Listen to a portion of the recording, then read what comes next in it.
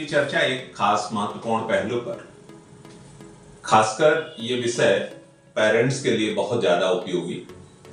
जब हम अपने बच्चे का दाखिला एडमिशन किसी कोचिंग में कराते हैं और उसके कैरियर को लेकर के हम एक निश्चित दिशा का निर्धारण करते हैं, तो एक सामान्य सा प्रश्न हमारे दिमाग में उठता है।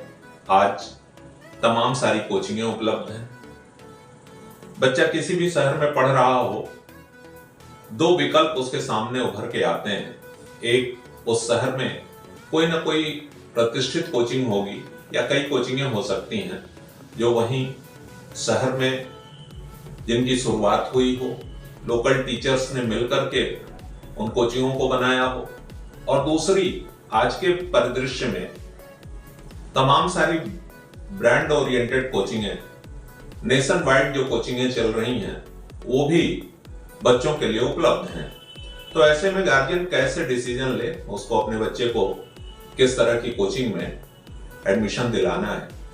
तो अगर इन दोनों की तुलना की जाए तो आमतौर पे गार्जियन जो डिसीजन लेते हैं वो रिजल्ट ओरिएंटेशन पर, बड़े एड और एक पॉपुलैरिटी को बेस बनाकर।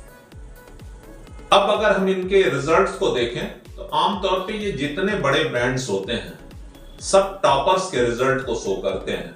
और अगर आप ध्यान से देखें तो 4, 5, 10, 15 अंडर 100 रैंक्स जो होती हैं, इन अंडर 100 रैंक्स के रिजल्ट को ही भुलाते हैं।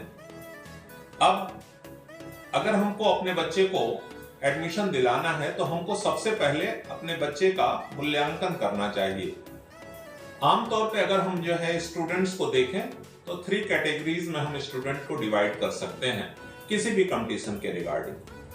पहली श्रेणी में वो बच्चे आते हैं जिन्होंने शुरू से प्रॉपर अच्छे स्कूल से स्कूलिंग की है, उनका बेसिक बहुत अच्छा है और ये मेरिटोरियस सीरीज में रखे जा सकते हैं। इनकी तैयारी के लिए टीचर और कोचिंग का रोल केवल इनकी पॉलिसिंग का होता है। ये सेल्फ ओरिएंटेड, सेल्फ मोटिवेटेड होते हैं।